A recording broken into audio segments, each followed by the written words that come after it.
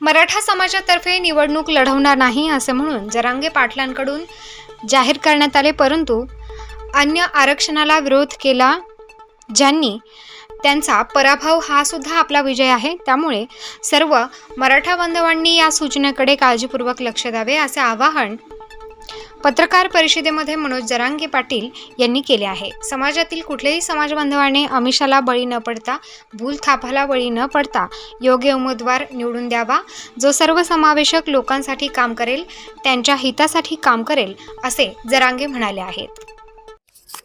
मागील बऱ्याच दिवसापासून मनोज जरांगे पाटील यांच्या मार्गदर्शनाखाली संपूर्ण महाराष्ट्रातून लोकसभा निवडणुकीसाठी उमेदवार लढवणार अशी चर्चा होती। पाटील साहेब कालच्या बैठकीमध्ये नेमका काय विषय झाला, काय निर्णय घेण्यात आला आगामी लोकसभा निवडणुकीबद्दल? राज्यातल्या प्रत्येक गावागावातून अहवाल कमी आहे, कारण वेळ कमी मिळाल्या गावागावात जायला समाजाला।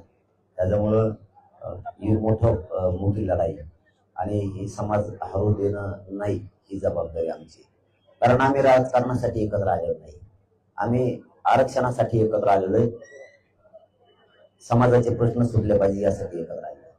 परंतु हे सरकारचे लोक जर आमचे प्रश्न सोडत नसतील तर समाजाचं असं म्हणणं होतं की आपण निवडणूक लढलीच पाहिजे। परंतु दिवस आणि वेळ कमी पडलाय गावागावापर्यंत पोहोचायला, आणि ही माहिती बातमी गावागावापर्यंत जाणं अपेक्षित होतं मतदारापर्यंत, आमच्या सर्वसामान्य मराठा समाजात ते न गेल्यामुळे, कारण दुसरा टप्पा लवकर आलेला आहे, त्यामुळं आपण जर आता याच्यात अशा उमेदवारी दिली अपक्ष तर समाजाच्या पोरांना दगाफटका होऊ शकतो, आणि मी माझी जात या राजकारणासाठी मातीतून सोडून नाही देऊ शकत। मी लेकरू म्हणून काम करतोय, तर मायबापाची म्हणजे समाजाची, मायबाप मानतोय त्यांची मान खाली न होऊ देणं जबाबदारी माझी। ज्या दिवशी मी या क्षेत्रात नसल त्यावेळेस ठीक आहे, परंतु आज माझ्या खांद्यावर जबाबदारी, मायबाप म्हणून समाज माझ्याकडे बघतोय, मी मुलगा म्हणून भूमिका वाढतोय, तर या राजकारणात निवडून येण्यासाठी निस्वार्थी बनून समाजाला चिखलात राहू शकत नाही, खड्ड्यात नाही टाकू शकत, या भूमिकेवरती मी। त्यामुळं एकच होतंय, उमेदवार दिला तरी पडणारच येते आणि नाही दिला तरी तेच होतंय। मराठ्यांना जर राग आणि रोष व्यक्त करायचाच न दिल्याबद्दल, आपला दिल्यामुळं जर मतदानाचं ध्रुवीकरण काहींचं होतं असं म्हणणं असं, किंवा आपण समाजापर्यंत पोहोचू शकलो नसतो, आपण बहुमतानं निवडून येण्यासाठी समजा आपल्याला वेळ कमी पडतोय असं असेल तर पाडून टाका, त्याच्यातही विजय आहे।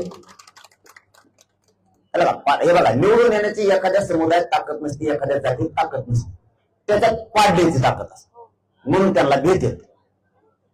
एखादे छोटे छोटे समुदाय आहेत, जाती आहेत, त्या कधीच निवडून नाही शकत, पण त्यांच्यात अशी शक्ती असते की ते पाडू शकते, ते निर्णायक मतदान असतं। तसं मराठा पाडू शकतो रपारप यांना, त्याच्यात काही गुन्हे एकच होणार, जर यांनी याच्यात नाही दिलं तर विधानसभेला तयारी करतील मराठी, 6 महिने वेळ, त्याला काय हेच का अंतिम लढाई थोडीच आहे।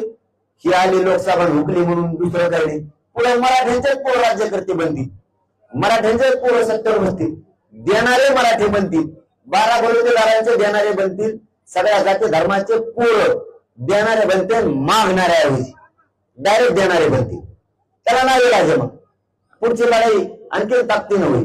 परंतु आता पूर्ण कमी वेळ असल्यामुळं, गावागाव समाज न पोहोचू शकल्यामुळं, वर स्वार्थासाठी हट्टापायी जातीचं वाटोळं करणं आणि जात अपयशाच्या बाजूने नेलं हे योग्य भूमिका आहे। म्हणून आता निर्णय झालाय की ही पूर्ण डाटा कमी आहे, एकतर काही मनमानी केल्यासारखं केलेलं आहे, त्याच्या पायापुरतच बघितलं, तेवढेच लोक बोलविले, तेच दाखविले समाजापर्यंत। म्हणजे माझा खरा मतदार गाव खेड्यात करोडो मराठा समाज तिथं जायला पाहिजे, तिथपर्यंत हे तिथं नाही पोहोचले। काही जणांनी घराघरातून डाटा आणलेला आहे, हो ते सुद्धा आठवणी सांगतो, काही घराघरातून जाऊन डाटा आणले, घराघरापर्यंत उमऱ्यापर्यंत गेलेत लोक, इतकं इमानदारीने केले। पण काही आणखी त्याच्याच तोऱ्यात वागलेला आहे, त्याच्या सोयीनुसार उमेदवार, त्याच्या सोयीनुसार आमका, त्याच्या सोयीनुसार तमक, हे केल्यामुळे या निवडणुकीमुळे एक गोष्ट लक्षात आली, आमच्यातले दुसऱ्याचा तुमचं वाजवणारे बरेच उघडे पडले। आम्हाला आता पुन्हा एक गाव खेड्यात जाऊन होतकरू पोरत यात उतरवणं गरजेचं, आणि ते यामधल्या काळात आम्ही करणार आहे. पण मराठा समाजाच्या डोक्यातून आरक्षण न जाण्यासाठी ही जागृती ठेवणं आमची जबाबदारी आहे. नसता हे राजकारणाच्या काळात राजकारण डोक्यात घुसायचं आरक्षण मागायचं आणि या 4-6 दिवसात तसं झालंय. मायबाप मराठा मीडियाच्या माध्यमातून सांगतो तुम्हाला, हे राजकारणाचं हे 5-6 दिवस येळ सुरू झालं तर आरक्षण मागं पडले आणि आपलं मेन आरक्षण आहे.